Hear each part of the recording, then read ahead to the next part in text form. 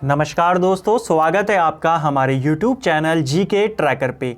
देखिए फ्रेंड्स, आज के इस वीडियो में हम बात करेंगे जो हमारी एक सीरीज़ है जीके बुक वाइज सीरीज़, और जिसके अंतर्गत हम सबसे पहले एनसीईआरटी सार संग्रह को टॉपिक वाइज कवर कर रहे थे। आज हमारा ये इस सीरीज़ का 12वां पार्ट होगा और आज की इस वीडियो में हम होम रूल लीग आंदोलन से जो क्वेश्चन पूछे जाते हैं उनको कवर करेंगे।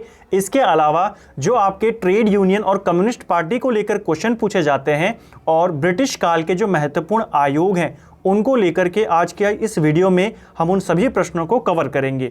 काफ़ी इंपॉर्टेंट टॉपिक है, यहाँ से भी आपके कई सारे क्वेश्चन हैं जो एग्जाम में पूछे गए हैं।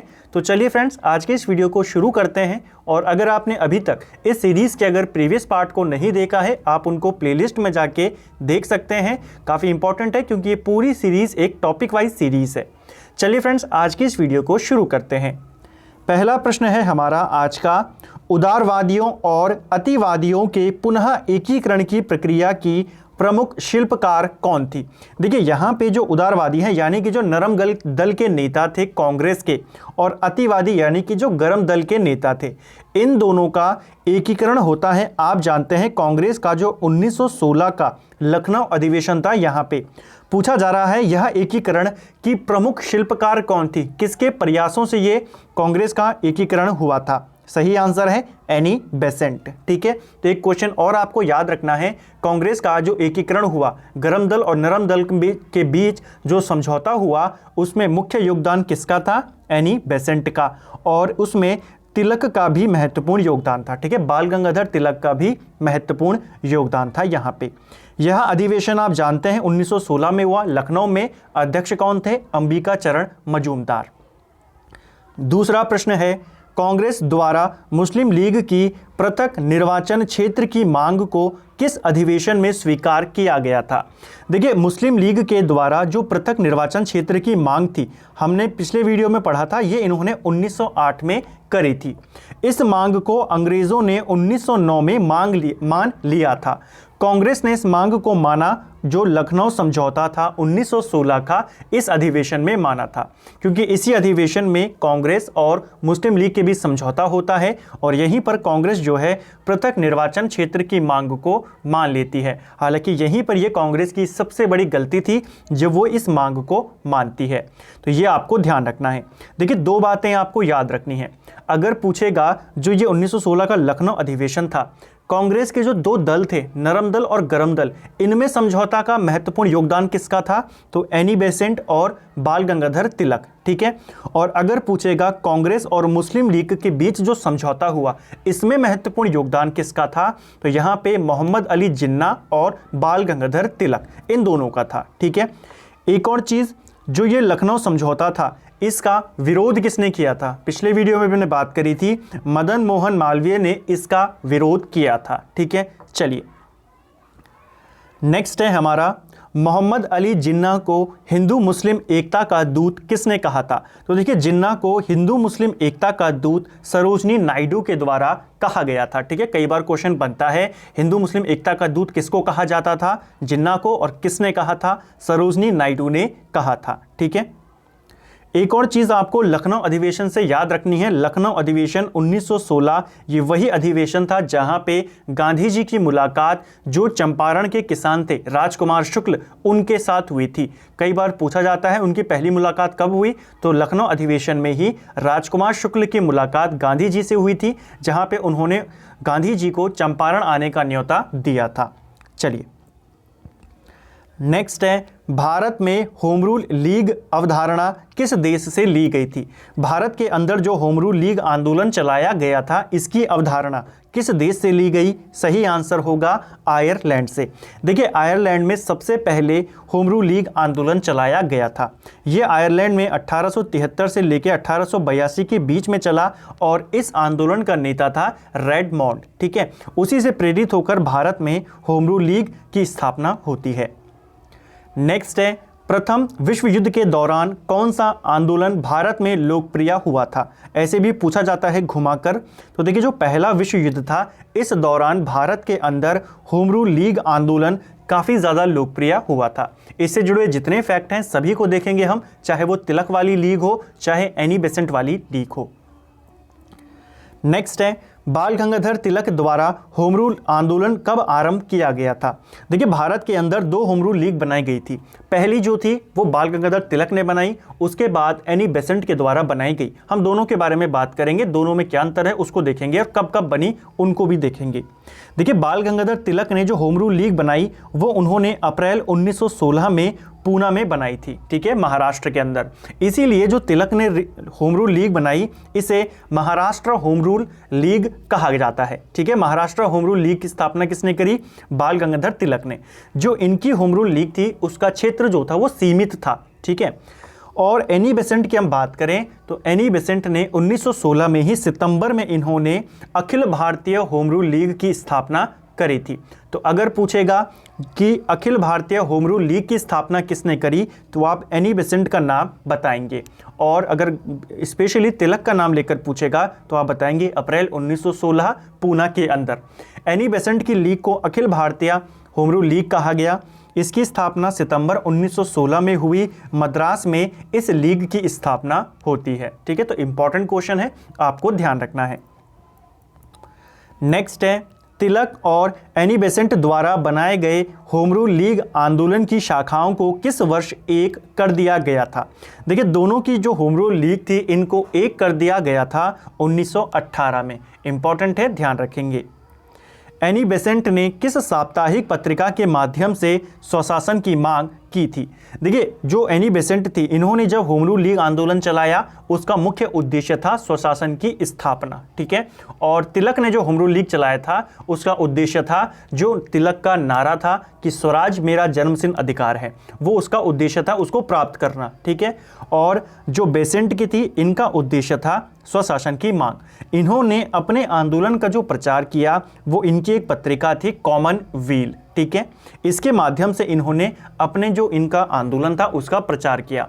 इसके अलावा इनकी एक और पत्रिका थी न्यू इंडिया और कॉमनवेल्थ। इसके माध्यम से एनी बेसेंट ने अपने आंदोलन का प्रचार किया। अगर हम बात करें तिलक की तो उन्होंने जो उनके पत्र थे केसरी और मराठा, उनके माध्यमों से अपना जो आंदोलन था उसका प्रचार किया था, ठीक है। नेक्स्ट है, लंदन में होम रूल लीग की स्थापना कब की गई थी? देखिए, लंदन के अंदर होम रूल लीग की स्थापना, भारतीय होम रूल लीग, ये स्थापना 2 जनवरी 1916 में की गई थी। इंपॉर्टेंट क्वेश्चन है, ध्यान रखेंगे। लंदन में भारतीय होम रूल लीग ये कब बनी? ये बनी जनवरी 1916 में। और इस लीग के जो महासचिव बने थे वो उनका नाम था ग्राहम पोल, ठीक है। ग्राहम पोल इस लीग के पहले महासचिव थे, तो पूछा जा सकता है।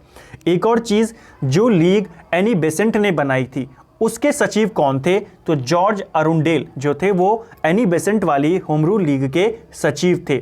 और इसी प्रकार अगर हम तिलक की बात करें तो उनके सचिव का नाम तो बुक में नहीं है, लेकिन उनके अध्यक्ष का नाम है कि तिलक ने अपनी होम रूल लीग का अध्यक्ष किसको बनाया था? तो उन्होंने केलकर, NC केलकर और जोसेफ बपिस्टा को अपना अध्यक्ष बनाया था, ठीक है। इतना डिटेल में नहीं जाता है, ज़्यादातर आपको एनी बेसेंट की लीग का सचिव पूछा जाता है, तो जॉर्ज अरुंडेल आपको याद रखना है। नेक्स्ट है, वर्ष 1915 में अमेरिका में होम रूल लीग का गठन किसने किया था? अमेरिका के अंदर होम रूल लीग ये बनाई थी लाला लाजपत राय ने। इंपॉर्टेंट क्वेश्चन है और यहां से क्वेश्चन बनता है। फेबियन आंदोलन का प्रस्ताव किसने दिया था? देखिए, भारत में फेबियन आंदोलन का जो ये प्रस्ताव था यहाँ एनी बेसेंट के द्वारा दिया गया था। कई बार ये क्वेश्चन बनता है डायरेक्टली कि फेबियन आंदोलन का प्रस्तावक किसे कहा जाता है, तो ये एनी बेसेंट को कहा जाता है। फेबियन आंदोलन बेसिकली इंग्लैंड में चला था, ठीक है, तो ये आपको ध्यान रखना है। कहाँ चला था? बेसिकली इंग्लैंड में। प्रस्तावक कौन थे इसके? Annie Besant. Annie Besant Bharat कब आई थी? क्वेश्चन बन सकता है। एनी बेसेंट भारत 1893 में आई थी, ठीक है। नेक्स्ट है हमारा, all India trade union Congress AITUC की स्थापना कब हुई थी? यहाँ पे एक क्वेश्चन छूटा है हमारा शायद, ठीक है, चला है। नेक्स्ट है, 1918 में अहमदाबाद टेक्सटाइल लेबर एसोसिएशन की स्थापना किसके द्वारा की गई थी?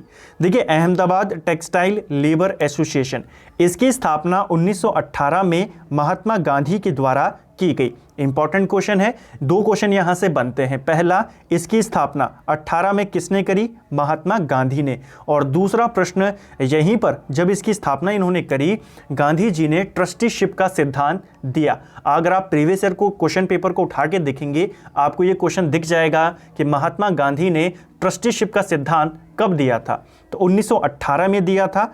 ट्रस्टीशिप के सिद्धांत में गांधी जी ने कहा था कि जो कंपनियों के पूंजीपति होते हैं वो मजदूरों के हितों के रक्षा के लिए ट्रस्टी होते हैं, अपने फायदे के लिए नहीं। यानी कि जो पूंजीपति हैं उनका मेन काम क्या है कि मजदूरों के हितों की रक्षा की जाए। तो यही था ट्रस्टीशिप का सिद्धांत जो कि गांधी जी ने 1918 में दिया था। क्वेश्चन बनता है किसने दिया था, कब दिया था? ठीक है, नेक्स्ट है all India trade union Congress AITUC की स्थापना कब हुई थी? देखिए, all India trade union Congress, इसकी स्थापना 1920 बंबई में हुई थी। इंपॉर्टेंट क्वेश्चन है, पूछा जाता है। ठीक है, 1920 में बनी, बंबई में बनी। इसके संस्थापक कौन थे? तो इसके संस्थापक थे NM जोशी, नारायण मल्हार जोशी। बहुत इंपॉर्टेंट व्यक्ति हैं, काफ़ी सारे क्वेश्चन इनको लेके पूछे जाते हैं। पहला क्वेश्चन यही है, all India trade union Congress 1920 में बंबई में NM जोशी के द्वारा बनाई गई। NM जोशी को भारत में ट्रेड यूनियन आंदोलन का जन्मदाता भी कहा जाता है। अगर आपको प्रश्न बने भारत में ट्रेड यूनियन आंदोलन का जन्मदाता किसे कहते हैं, तो ये कहा जाता है NM जोशी को। ठीक है, इंपॉर्टेंट क्वेश्चन है, आपको इसको ध्यान रखना है। एक क्वेश्चन हमारा और छूटा है, इसको भी करेंगे हम। ठीक है, पहले इसको यहाँ पे एक्स्ट्रा फैक्ट इसके देख लेते हैं। देखिए, AITUC की हम बात करें, AITUC की, तो इसके संस्थापक NM जोशी थे। लेकिन इसके अगर आपको प्रथम अध्यक्ष पूछे जाएंगे तो इसके पहले अध्यक्ष लाला लाजपत राय थे। दोनों क्वेश्चन अलग अलग हैं। स्थापना किसने करी है? नारायण मल्हार जोशी। और पहले अध्यक्ष कौन थे? लाला लाजपत राय। ठीक है, ये NM जोशी वही NM जोशी हैं जिन्होंने 1911 में सोशल सर्विस लीग की स्थापना करी थी। क्वेश्चन बनता है, सोशल सर्विस लीग की स्थापना किसने करी? 1911 में NM जोशी ने। 1920 में इन्होंने AITUC की स्थापना करी और 1929 में ये इस संगठन से अलग हो गए और एक नया संगठन बनाया, all India trade union federation. ठीक है, तो उसकी स्थापना इन्होंने 1929 में करी थी। अब एक क्वेश्चन जो हमारा यहाँ पे रह गया है, इसको हम देख लेते हैं। भारत का पहला मजदूर संगठन बॉम्बे मिल्स हैंड्स कब स्थापित किया गया था? देखिए, भारत का जो पहला मजदूर संगठन था ये था आपका बॉम्बे मिल हैंड्स और ये गठित किया गया 1890 में। इसके संस्थापक थे NM लोखंडे। इंपॉर्टेंट क्वेश्चन है, भारत का पहला मजदूर संघ। ठीक है, नेक्स्ट है हमारा मई 1947 में स्थापित Indian national trade union Congress. ठीक है, इसकी प्रथम अध्यक्षता किसके द्वारा की गई थी? देखिए, मई 1947 में Indian national trade union Congress का गठन किया गया। ठीक है, इसके जो संस्थापक थे या इसके जो प्रथम अध्यक्ष थे वो थे सरदार वल्लभ भाई पटेल। पूछा जाता है, इंपॉर्टेंट क्वेश्चन है। ये दोनों ट्रेड यूनियन आपको याद रखनी है। पहली जो हमने ऊपर बात करी 1920 की NM जोशी की, और ये है इंटेक जिसको कहा जाता है Indian national trade union Congress. इसकी स्थापना सरदार वल्लभ भाई पटेल ने 1947 में करी थी। नेक्स्ट है, भारत में सर्वप्रथम मजदूर दिवस कब मनाया गया था? देखिए, आप सभी जानते हैं मजदूर दिवस हर साल 1 मई को मनाया जाता है। भारत में पहली बार मजदूर दिवस 1927 में मनाया गया था। ठीक है, इंपॉर्टेंट क्वेश्चन है, ध्यान रखेंगे। भारत में पहली बार मजदूर दिवस कब मनाया गया? लेबर डे हम जिसको कहते हैं, ये 1 मई 1927 को मनाया गया था। ठीक है, अब इसी से संबंधित मजदूरों से रिलेटेड कुछ प्रमुख कारखाने हैं, इनको हम यहाँ पे देख लेते हैं। इनके वर्ष और वाइसरॉय पूछे जाते हैं कि कौन सा अधिनियम कब आया था। प्रथम कारखाना अधिनियम ये आपका 1881 में आया, लॉर्ड रिपन के शासनकाल में। ठीक है, पूछा जाएगा पहला जो आपका कारखाना अधिनियम था कब आया? आप बताएंगे 1881। कई बार ये पूछा गया है। वाइसरॉय कौन है उस समय? लॉर्ड रिपन उस समय भारत का वाइसरॉय है। दूसरा कारखाना अधिनियम ये आपका 10 साल बाद आया 1891 में, और इस समय वाइसरॉय कौन है? तो लैंसडाउन इस समय भारत का वाइसरॉय है। ठीक है, इसके बाद देखिए शुरुआत के आपको केवल 2 ही याद रखने हैं, यही 2 पेपर में पूछे जाते हैं, लेकिन अगर आप अन्यों को भी याद करना चाहते हैं तो आप उनको नोट डाउन कर सकते हैं, वो इतने इंपॉर्टेंट नहीं है, अभी तक पूछे नहीं गए हैं। इसके बाद तीसरा कारखाना अधिनियम 1911 में आया। इस समय भारत का वायसरॉय हार्डिंग था, ठीक है। इसके अगला जो आया वो 1922 में आया, लॉर्ड रीडिंग उस समय भारत का वायसरॉय था। इसके बाद 1934 में आया, जब वेलिंगटन भारत का वायसरॉय था। और आखिरी में जो छठा कारखाना अधिनियम था ये आपका 1944 में आया, जब वेवेल भारत का वायसरॉय था। तो ये इंपॉर्टेंट है, शुरुआत के 2 आपको याद होने चाहिए। अगला प्रश्न है, रूस में कम्युनिस्ट इंटरनेशनल की स्थापना किस वर्ष की गई थी? रूस के अंदर कम्युनिस्ट इंटरनेशनल, इसकी स्थापना 1919 में की गई थी। इंपॉर्टेंट क्वेश्चन है, यहाँ से हम जो कम्युनिस्ट पार्टी है इंडिया की उनको लेके प्रश्नों को देखेंगे। चलिए, तो रूस के अंदर कम्युनिस्ट इंटरनेशनल कब बनी? 1919 में। अगला है, कम्युनिस्ट इंटरनेशनल के सदस्य बनने वाले प्रथम भारतीय कौन थे? जो कम्युनिस्ट इंटरनेशनल रूस में बनी 1919 में, उसके सदस्य बनने वाले पहले भारतीय, उनका नाम था मानवेंद्र नाथ रॉय, जिनको हम शॉर्ट में MN रॉय के नाम से जानते हैं, ठीक है। भारत में कम्युनिस्ट पार्टी के संस्थापक माने जाते हैं MN रॉय, ठीक है। तो रूस के अंदर जो कम्युनिस्ट इंटरनेशनल बनी उसके भी पहले सदस्य भारतीय कौन थे? MN रॉय, ठीक है। MN रॉय के सहयोग से ताशकंद में भारतीय कम्युनिस्ट पार्टी की स्थापना किस वर्ष की गई थी? देखिए, भारतीय कम्युनिस्ट पार्टी जो है CPI, communist party of India, इसकी स्थापना को लेके थोड़ा सा कन्फ्यूजन है, उसको लेके अभी हम बात करेंगे। पहले आप इस क्वेश्चन को याद रखें कि MN रॉय के सहयोग से ताशकंद में जो कम्युनिस्ट पार्टी की स्थापना की गई ये 1920 में की गई थी, ठीक है। नेक्स्ट है, पहली साम्यवादी कॉन्फ्रेंस का आयोजन कहाँ किया गया था? पहली साम्यवादी कांग्रेस यानी कि जो पहली कम्युनिस्ट पार्टी की जो कॉन्फ्रेंस थी उसका आयोजन ये किया गया कानपुर में 1925 में, ठीक है। अब यहाँ पे जो कन्फ्यूज़न है उसकी बात करेंगे। देखिए, भारत के अंदर कम्युनिस्ट पार्टी ऑफ इंडिया की 2 पार्टियाँ हैं, एक है आपकी CPI, ठीक, और एक है आपकी CPI-M, ठीक। इसको कहा जाता है भाकपा यानी कि भारतीय कम्युनिस्ट पार्टी, और इसको कहा जाता है माकपा यानी कि मार्क्सवादी कम्युनिस्ट पार्टी। दोनों में अंतर क्या है? जो 1920 स्थापना है, CPI-M मानती है कि इसकी स्थापना 1920 में हुई थी। पहले हम CPI-M की बात कर लेते हैं, इसका गठन कब हुआ। पहले केवल CPI थी, कम्युनिस्ट पार्टी ऑफ इंडिया। 1964 में इसका विभाजन हुआ और एक नई पार्टी बनी CPI-M यानी कि मार्क्सवादी कम्युनिस्ट पार्टी ऑफ इंडिया, ठीक है। तो ये जो 1964 में बनी ये मानती है कि इसकी स्थापना 1920 में हुई, और जो ओरिजिनल है communist party of India CPI वो मानती है उसकी स्थापना 1925 में हुई। तो दोनों का आपको ध्यान रखना है। अगर आपको पूछेगा माकपा की स्थापना तो आप बताएंगे 1920, और अगर पूछेगा माकपा की स्थापना 1964 है, लेकिन वो जो मानते हैं कम्युनिस्ट पार्टी ऑफ इंडिया की स्थापना वो 1920 को मानते हैं, तो आपको ऑप्शन के आधार पर टिक करना होगा।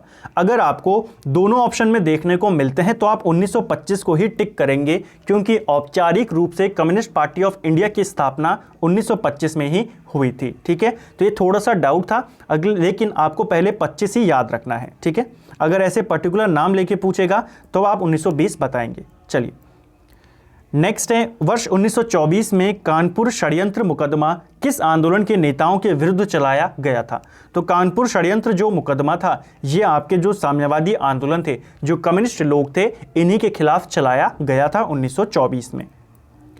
क्रांतिकारी साम्यवादी दल की स्थापना किसने करी थी? क्रांतिकारी साम्यवादी दल की स्थापना सोमेंद्र नाथ टैगोर के द्वारा 1934 में की गई थी। इंपॉर्टेंट है, ध्यान रखेंगे। वर्ष 1939 में भारतीय बोल्शेविक पार्टी की स्थापना किसके द्वारा की गई थी? देखिए, 1939 में एक नई पार्टी बनाई गई, भारतीय बोल्शेविक पार्टी। इसकी स्थापना N दत्त मजूमदार के द्वारा की गई थी। इंपॉर्टेंट है, ध्यान रखेंगे। नेक्स्ट है, रेडिकल डेमोक्रेटिक पार्टी की स्थापना किसके द्वारा की गई थी? रेडिकल डेमोक्रेटिक पार्टी, इसकी स्थापना MN रॉय के द्वारा ही 1940 में की गई थी। तो ये भी इंपॉर्टेंट है, आपको दोनों याद रखना है, ठीक है। इसके पहले जो हमने पढ़ा भारतीय बोल्शेविक पार्टी जो 1939 में बनी, N दत्त मजूमदार, और ये 1940 की MN रॉय की पार्टी रेडिकल डेमोक्रेटिक पार्टी, ठीक है।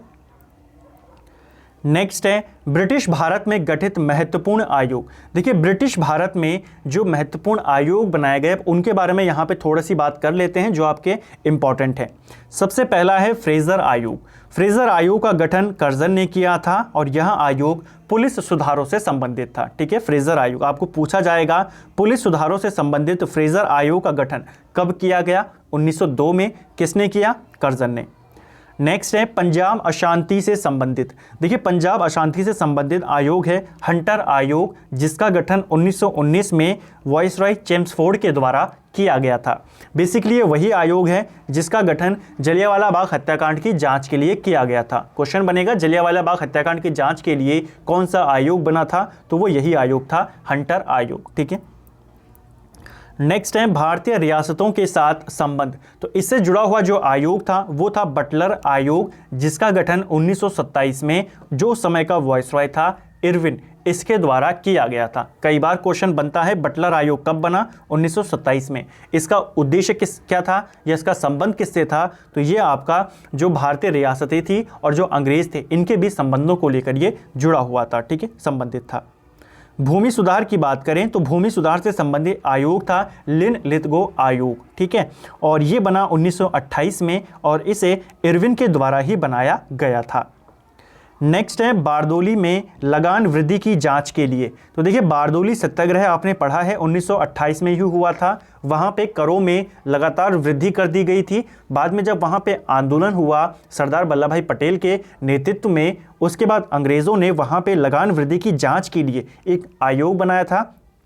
उस आयोग का नाम था मैक्सवेल ब्लूमफील्ड आयोग। ठीक है, तो ये आपको ध्यान रखना है। बारदोली से संबंधित आयोग कौन सा है? मैक्सवेल ब्लूमफील्ड आयोग, जो कि 1928 में बनाया इरविन ने ही। ठीक है, इसके बाद 1928 का हमने बात कर दिया। इसके बाद जो बेरोजगारी थी, बेरोजगारी से संबंधित भी एक आयोग बनाया गया था वेलिंगटन के द्वारा। उस आयोग का नाम था सप्रू आयोग। ठीक है, उस आयोग का नाम था सप्रू आयोग। ये 1935 में बनाया गया था। ठीक है, और इसका गठन जो वेलिंगटन था उस समय वाइसरॉय उसने किया था, तो पूछा जा सकता है। और आखिर में है हमारा तेभागा आंदोलन। तेभागा आंदोलन से जुड़ा हुआ एक आयोग जिसका नाम है क्लाइड आयोग। इसका गठन 1940 में उस समय का जो वाइसरॉय था लिन लिथगो, इसके द्वारा किया गया था। तो फ्रेंड्स ये थे हमारे एनसीईआरटी सार संग्रह का पाठ। हमारा आज 12 था। आज की इस वीडियो में हमने लखनऊ अधिवेशन के कुछ इंपॉर्टेंट फैक्ट देखे। उसके बाद हमने होम रूल लीग आंदोलन के बारे में बात करी। फिर हमने ट्रेड यूनियनों के बारे में बात करी, चाहे वो अहमदाबाद टेक्सटाइल लेबर एसोसिएशन हो या उसके बाद हमने all India trade union Congress और जो 1947 में वल्लभ भाई पटेल ने बनाई थी Indian national trade union Congress, उनसे जुड़े हुए फैक्टों को देखा। कारखाने अधिनियम हमने यहाँ पे देखे। उसके बाद हमने कम्युनिस्ट पार्टी ऑफ इंडिया की बात करी। उसमें थोड़ा सा डाउट था, लेकिन उम्मीद करता हूँ आपको वो समझ में आ गया होगा। अगर आपको कम्युनिस्ट पार्टी ऑफ इंडिया की स्थापना पूछता है, आपको ये दोनों वर्ष याद रखने हैं। मैं एक बार फिर से क्लियर कर दूँ, लेकिन आपको प्रायोरिटी इसी को देनी है। ठीक है, 1925 को देनी है अगर आपको दोनों ऑप्शन में दिखाई देते हैं। ठीक है, तो ये इसका क्लियर था। उसके बाद हमने महत्वपूर्ण आयोगों के बारे में बात करी। तो काफ़ी सारे टॉपिक हमने आज की सिंगल वीडियो में कवर किया। उम्मीद करता हूँ आपको ये वीडियो पसंद आया होगा। अगर आपको ये वीडियो अच्छी लगी है, क्वेश्चन अच्छे लगे हैं और एक्सप्लेनेशन अच्छा लगा है तो वीडियो को लाइक करें। चैनल पर नए हैं तो सब्सक्राइब करें, अपने दोस्तों के साथ शेयर करें और साथ ही बेल आइकन को ज़रूर प्रेस करें ताकि आपको वीडियो के नोटिफिकेशन प्राप्त हो सके। जो नेक्स्ट वीडियो होगा वो काफी ज्यादा इंपॉर्टेंट होगा, क्योंकि उस वीडियो में हम महात्मा गांधी और उनके जो शुरुआती आंदोलन हैं उनको लेके प्रश्नों की हम बात करेंगे। Thank you friends.